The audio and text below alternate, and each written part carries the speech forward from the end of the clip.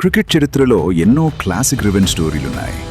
కానీ భారత legendary spinner Anil Kumble మరియు ఆస్ట్రేలియా ఆల్రౌండర్ ఆండ్రూ సైమండ్స్ మధ్య జరిగిన ఈ పోరు నిజంగానే నెక్స్ట్ లెవెల్.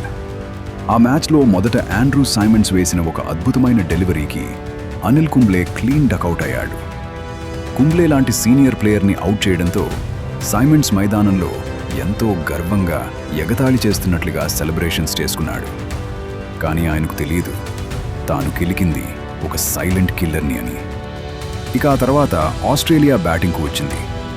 క్రీజ్లో సెటిల్ అయి మంచి ఫామ్లో ఉన్న సైమండ్స్కు బౌలింగ్ చేయడానికి జంబో రంగంలోకి దిగాడు.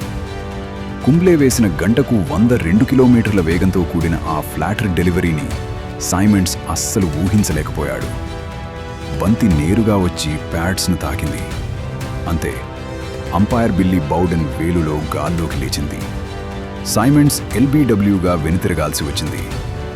రిప్లేలో చూస్తే బంతి ఇన్సైడ్ ఎడ్జ్ తీసుకున్నట్లు కనిపించినా కుంబ్లే ప్లాన్ మాత్రం పక్కాగా వర్కౌట్ అయింది. అప్పుడు మొదలైంది కుంబ్లే అసలైన రివెంజ్ సెలబ్రేషన్. సాధారణంగా ఎంతో హుందాగా ప్రశాంతంగా ఉండే 37 ఏళ్ల కుంబ్లే ఆ క్షణంలో ఒక 19 ఏళ్ల కుర్రాడ్లా ఎగిరి గంతేస్తూ సంబరాలు చేసుకున్నాడు.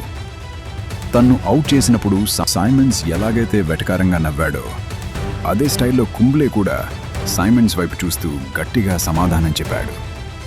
క్రికెట్ ప్రపంచంలో కుంబ్లే చూపించిన best and most aggressive revenge క్షణాల్లో ఇది ఎప్పటికీ గుర్తుండిపోతుంది.